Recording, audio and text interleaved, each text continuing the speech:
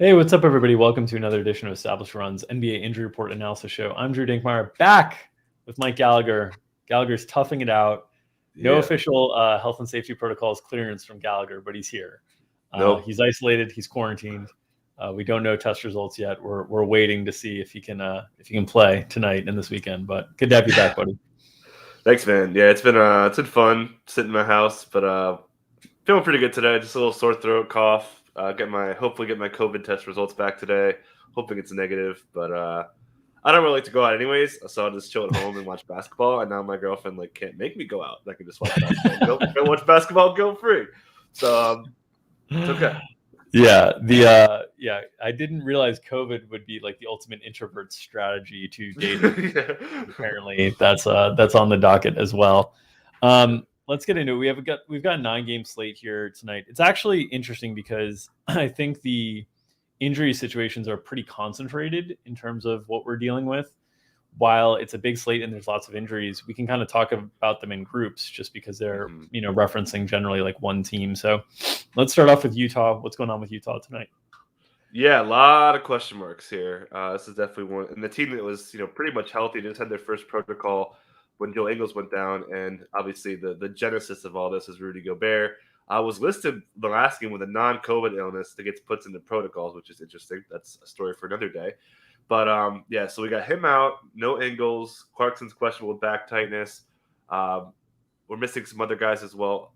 We'll see what without Mike Conley and Donovan Mitchell as well. So we're going to see a lot of Jordan Clarkson.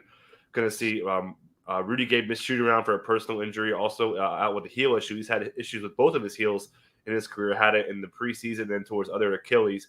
I forget which one's which, but it's important to note. So he probably is not playing. Royce O'Neal is also questionable. We're going to see some really funky lineups.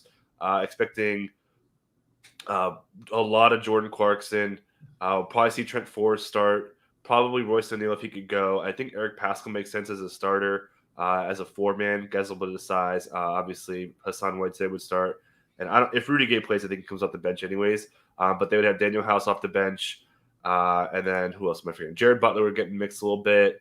That's mostly their rotation right there. Yeah, and if Grapes is hanging out in the chat, he provided some intel on us for us last time about Hassan Whiteside sounding more questionable or more doubtful than questionable, and that was useful. They ended up starting Azubuike in that spot against Jokic and the Nuggets. Azubuike, got wrecked, like kind of as you'd expect, going up against Jokic. Tonight, the matchup against Toronto, pretty difficult. Generally for the starters here. You're gonna see like Clarkson is gonna be the Jordan Poole of last night. Like there's just gonna be no way to have him project poorly with the amount of usage that he can take over with Mike Conley, Donovan Mitchell, Bojan Bogdanovic, all sidelined, and Joe Ingles. Like there's not a lot of true ball handlers. He's going to probably, as you said, start next to Trent Forrest, who's a really low usage guy. Royce O'Neal, a really low usage guy. So you could see a starting lineup that is just basically built around Clarkson getting shots off, and then Whiteside if Whiteside's in there.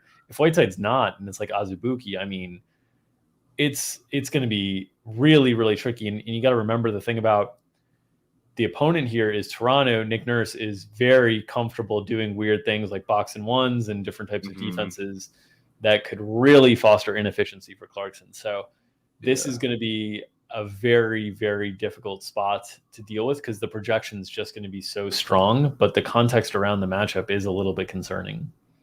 Yeah, I mean, if Rudy Gay doesn't play, man, I mean, they're going to really, really have to get a lot out of Hassan Whiteside. If they don't have him in there. They do have Norvel Pell, who is signed officially, should be available to play. They don't want to play Azubuike much. He's had this ankle injury for most of his career. We saw him play, 16 minutes when they were basically running out of bodies in the front court without Whiteside. But Whiteside almost cleared. They were expecting him to get cleared, but he still had some symptoms. So sounds like he has a pretty good chance to play. I think he's more likely to play than Rudy Gay is. And then these other guys like Royce O'Neal and Jordan Clarkson probably going to have to wait to find out what the word is on them. But yeah, obviously you probably want to make room for Clarkson. But after that, I mean, I don't really feel like Eric Paschall is a great play. in the Pascal matchup. Important note there, but yeah, definitely Clarkson should have a pretty good idea for him chucking it up.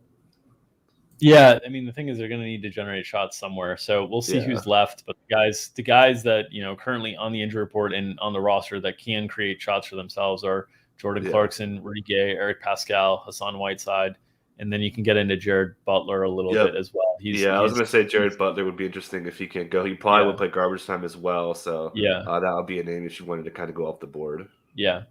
Okay, let's keep it rolling here with the Spurs, who they just get DeJounte Murray back, and it looks like, all right, we're good to go. We got our guys back, and then boom.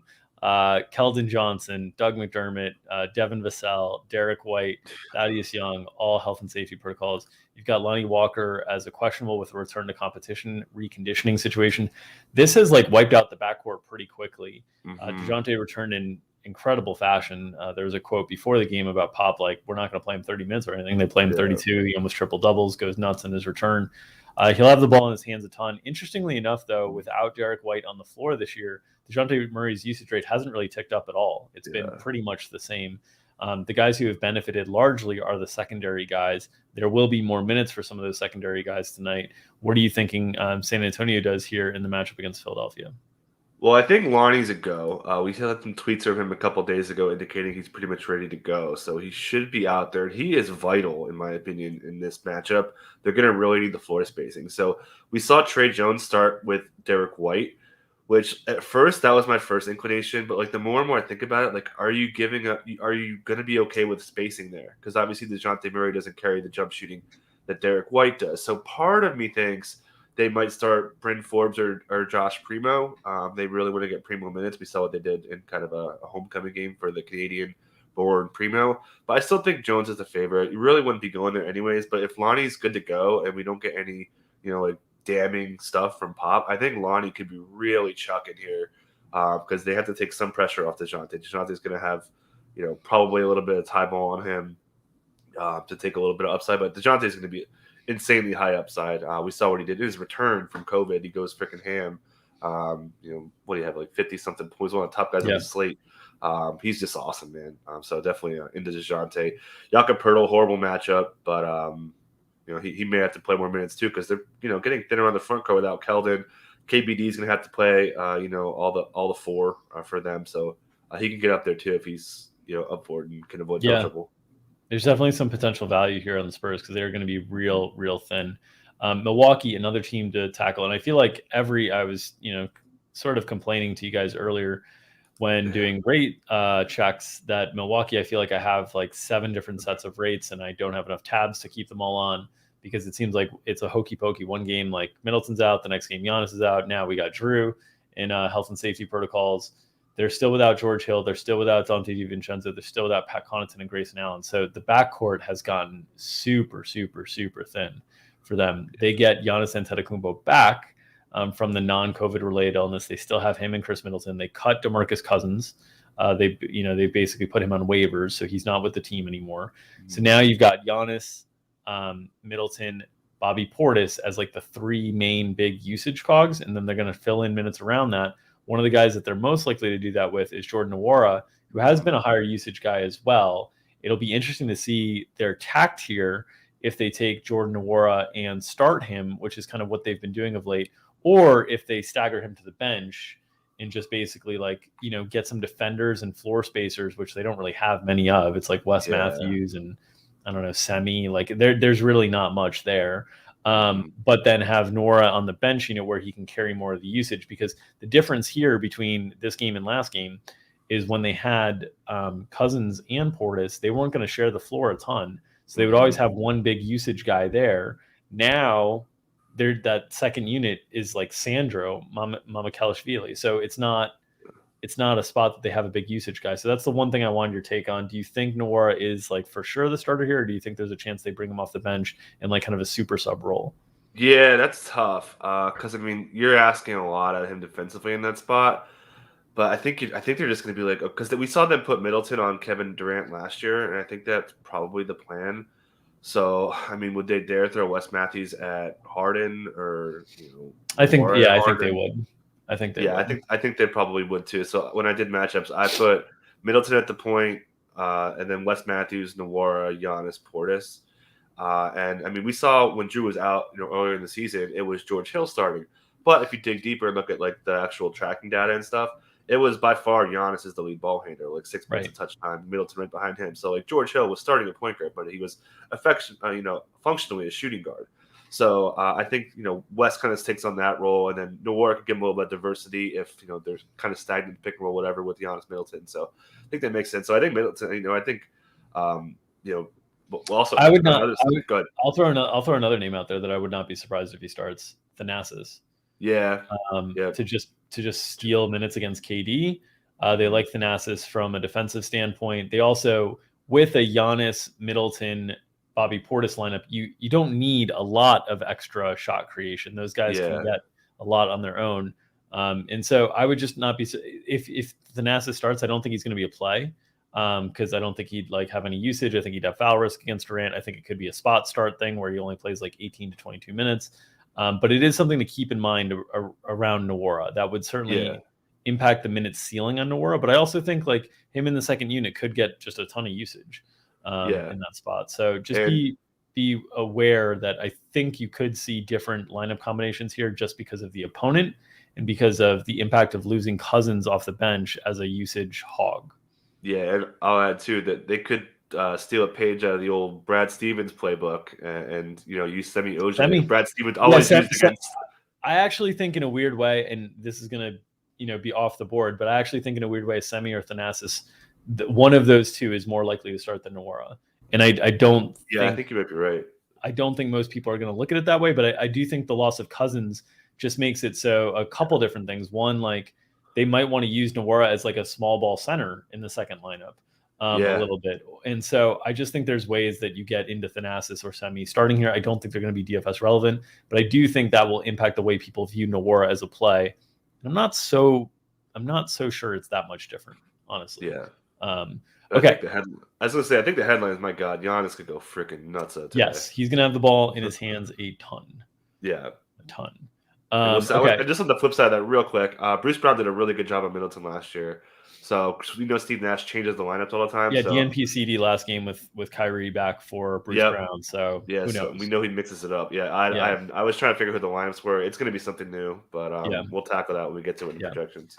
All right, Hawks are getting some guys back theoretically. Bogdan Bogdanovic and John Collins are both questionable with the return to competition reconditioning tag as well.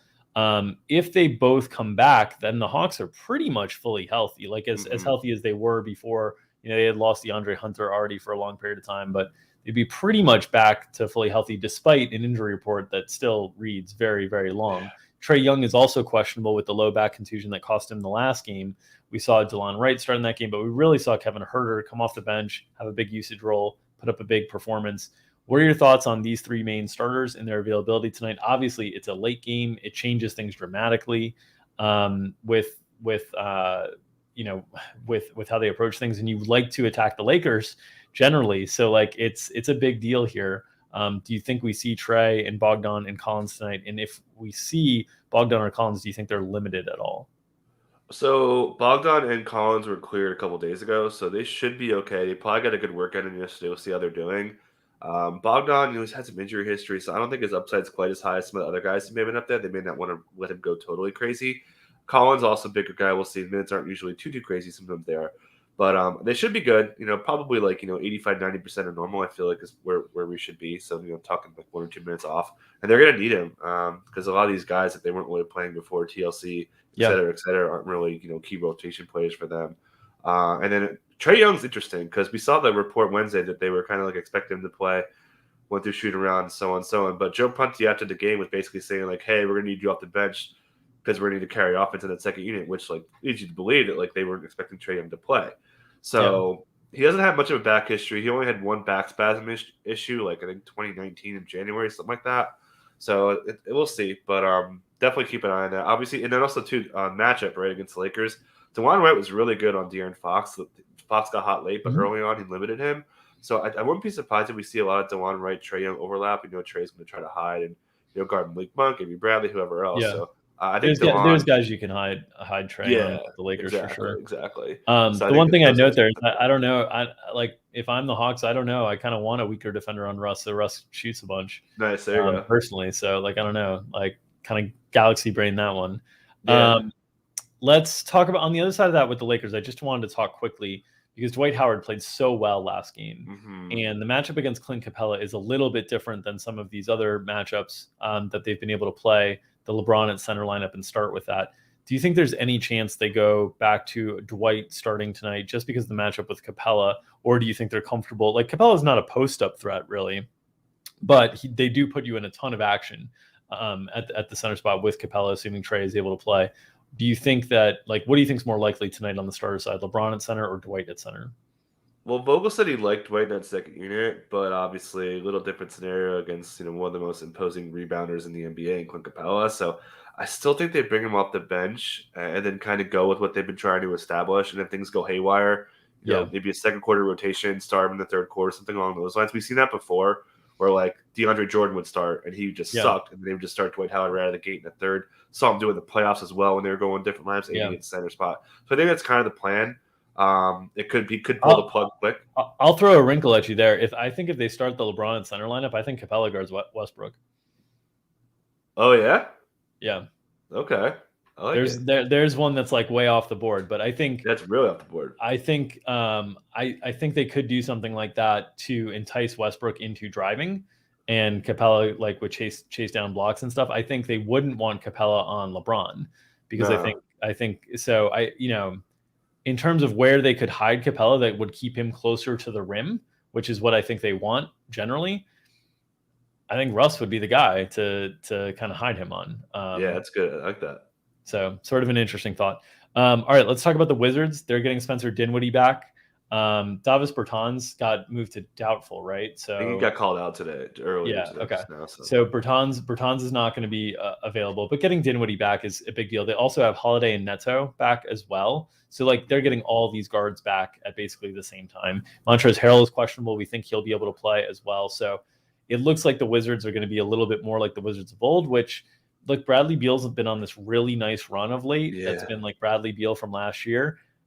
I have to think that a lot of that is just like him having the ball in his hands all the time, and certainly could be impacted by Dinwiddie coming back, but we'll see. I do think it's a wait and see approach in terms of investing in Beal right now when these guys come back and there's more competition for touches. Yeah, just quickly on Harrell, he's not quite in the confidently playing group. He's still listed with protocols, not listed with conditioning. Right. Also didn't go through shoot around, so there's a pretty decent chance he doesn't play in the spot. So revenge game for Daniel Gafford possibly setting up there. Not a bad matchup, so that's something to watch. Yeah. But yeah, man, Beal is just not the same player when Spencer Dinwiddie's out there. So maybe they kind of really lean on him more because he's been playing so well. The Wizards are also playing faster too, which is great for a game environment. But yeah, I was like pretty much fading. The Bulls defense is really good. Beal's going to probably see Lonzo anyway, so it's not really a great spot there either. So probably not too into Beal in the spot. Yeah. Let's talk about new additions to the injury report, outs and doubtfuls. Luka back on the injury report. We got like 2 games of Luka and then right back to the injury report. I don't know if we're getting close to the point of having like a bigger conversation on Luka's like durability, because this is now like a few years that, and he's in like the prime like durability years. I know people will critique like just like they did with Jokic, the guys that are a little pudgy, a little doughy, can critique their conditioning and whatnot. Jokic never missed games and still got that critique. Luka's been missing a bunch of games. I'm wondering if he's going to start to get that critique, kind of like, because by now people expected him to be close to the best player in the league, and he's just not playing enough to earn that designation at this point. Without him, without Kristaps Porzingis, there is a lot of shot creation and usage available. In the past, we've seen Jalen Brunson and Tim Hardaway Jr. fill those roles. Yeah, man. Both ankles now. Luka just can't keep him healthy, man. It wasn't even. I saw that ankle. It wasn't even a bad like ankle roll, but they're keeping him out just because he keeps spraining it. When you re-injure your ankles and keep rolling over and over again, they're just not as stable. So makes sense to keep him out. Yeah, I didn't even like cover boys Jalen Brunson. I literally just wrote play Jalen Brunson in matchups because my God, dream matchup. Usage is insane. We've seen Houston has no ball containing guard defense. Brunson could go completely ham. Like if he was 10K, I would consider playing him. I really, really like Brunson today. Tim Hardaway Jr. also should be really, really part of the secondary offense. Mentioned no Kristaps. We've seen Hardaway Jr.'s usage really spike when Luka and Kristaps are out too. See a little Trey Burke off the bench, probably a little bit of overlap with Brunson. They're going to need a little bit of secondary ball handling as well. Yeah. You should also see they are a little bit deeper than they were before when they missed these two guys, when like Dorian Finney-Smith was playing like 40 minutes a night, because they were also without Kleber for a period of that time. Mm-hmm. When they have Kleber back, they can spread those a little bit more, but they're not super deep here. They're without Boban, they're without Willie Cauley-Stein, they're without Kristaps. So they might have to steal some Kleber minutes at the center spot, allow Dorian Finney-Smith's minutes to get up there pretty high as well. I would expect those guys, along with Sterling Brown, to potentially soak up some minutes there too. All right, on to Portland, where Cody Zeller is questionable. They're without Larry Nance now for it looks like a week or two. They're going to be without him. They got Nurkic back last game, did not get suspended, even though he got tossed last game, so that was good. Obviously, still without Damian Lillard and CJ McCollum. Do we think Zeller returns? If so, do you think his role is anything different than just the whatever minutes Nurk can't handle and a few less? Like without the depth at power forward, it's going to be harder to play those like Covington and center lineups, especially against the Cavs. Yeah. So I would assume that this is a spot where if Zeller can go, he's probably going to soak up all of the backup minutes behind Nurkic, ideally for Portland.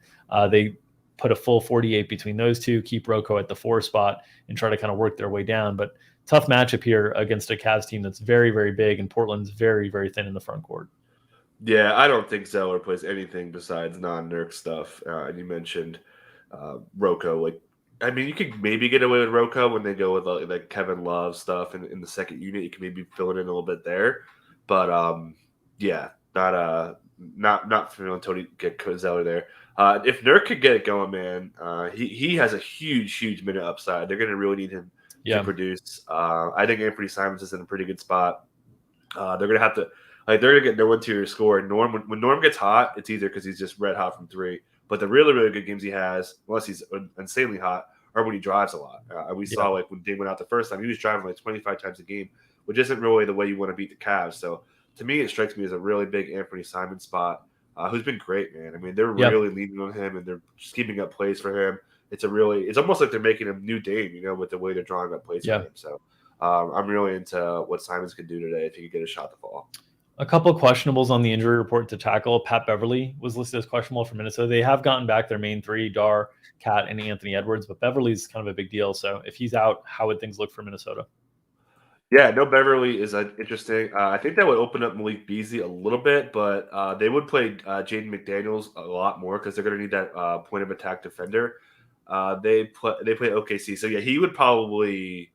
I mean, they might even start him and go like big, which sounds kind of stupid.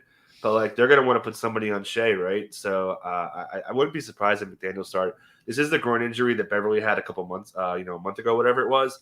So maybe Malik Beasley would have more minutes, but there wouldn't honestly there really wouldn't be a big fallout. A little bit more ball handling for D'Angelo that would help him a little bit.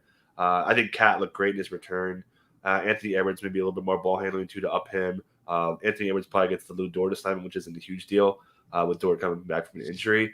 But it's not a huge impact, I would say, as far as like fantasy goes, though. Danny Green questionable for Philadelphia. They are pretty thin just because they're without Tyrese Maxey and Shake Milton, which is really screwed up kind of the guard and the wing rotation here. So if Danny Green is unable to go, I guess they get Tybalt back, right? Yeah, so Tybalt's cleared. They have the depth to kind of cover this situation now with Tybalt back, but it's been kind of hit or miss with the minutes behind basically Seth Curry and frickin' Korkmaz. Yeah. We saw Niang get a bunch of minutes one game. We saw Isaiah Joe get some minutes the other game. We saw a little bit of overlap between Embiid and Drummond, which was really strange in a matchup against Orlando. That's like a bigger matchup. Against San Antonio, I don't think you'd see that combination, but it's possible. San Antonio's thin in the front court. They might need to do some weird things with their 4 or 5 minutes. If Danny Green was unable to go, I assume you think Tybalt just like slides right into those minutes and right into that role, and probably even more minutes just because he's a younger player, can probably handle a little bit more. Yeah, and they do have Isaiah Joe questionable as well. So I mean, they're really thin here. So yeah, it would be Tybalt presumably kind of getting thrown in this fire there. Obviously, he's steals and blocks guy, but really really low usage guy. Obviously, Danny Green did the trillion pretty much in 24 minutes. Couldn't beat out Tony Snell for the minutes there, but Cork. But I mean, the minutes are just the story. Look at the last 44 ties, 42 for Curry. So those guys. Against a depleted Spurs defense. I would say DeJounte probably guards Curry, which is not great for Curry. So guys like Cork or Tobias, who would get Katie Bates Diop, could take advantage there too. But it's going to just be the Embiid show. I do think it's a surprising, sneaky spot for Tobias, who has not generally shown a lot of upside this year. But Pirtle's a pretty good defender. DeJounte will probably have Seth. I think that leaves Tobias with the greatest point of attack and the easiest path of least resistance. So we'll see if there's an upside spot for Tobias. There haven't been a lot. That guy, I forget who brought this up on Twitter. God, it might have been Cosmos, but was basically saying life is good if you're Tobias Harris because you get paid like $35 million a year. No matter what happens to Philadelphia, no one criticizes you. They criticize Ben Simmons. They criticize Joel Embiid. Nobody criticizes Tobias Harris. He's like the only guy that makes that kind of money that doesn't seem to come under any criticism. Interesting tonight to see if there's he's having a rough season, man. He's so up and down. Yeah. He doesn't miss games though. You got to give credit for not missing games. Jeff Green for Denver, questionable and hopeful to return. Denver just needs bodies, just generally. Yeah. So I think having him back would be a big deal for Denver from like a trying to win basketball games perspective, but from a DFS perspective, I don't think it moves the needle a ton. It slides, Aaron Gordon down a little bit positionally, but Aaron Gordon hasn't really been doing much from a DFS perspective anyway. Probably limits some of the minutes upside. It filters into the guards, right? Because it slides Barton down to the guards and limits the minutes upside of Monte Morris and Campazzo and Rivers. We saw Morris come off the bench last game in his return. It's clear they're trying to manage him to some extent. I wouldn't be surprised if he moves back in the starting lineup, but still keep the minutes around like 28, 29. So if Jeff Green returns, immediately you'd usually think of kind of the bigs being impacted. But I think here, Campazzo, Rivers, Bones Highland are going to be the guys that are going to be impacted first. Yep, totally agree. Everything you said, I'll take it a different way. I think if Jeff Green doesn't play, that's somewhat good news for De'Aaron Fox. Because if they're going to be so small, they wouldn't be quite as able to go with that Gordon on Fox stuff, which is somewhat net negative. So if they have Green, now it's a little bit more natural. They could easily put Gordon on Fox for the whole game. So it's something to kind of watch. Fox, I haven't seen his price yet, but he's been really underpriced. He's playing great right now. Yeah. And then before we get out of here, just a reminder that the Brooklyn Nets are at home tonight, which means no Kyrie Irving. So we go back to the James Harden and KD show that we're accustomed to. This will be the case, over the course of the rest of the year where, when Brooklyn's at home, it's not going to be a Kyrie game. When Brooklyn's on the road, it's going to be a Kyrie game.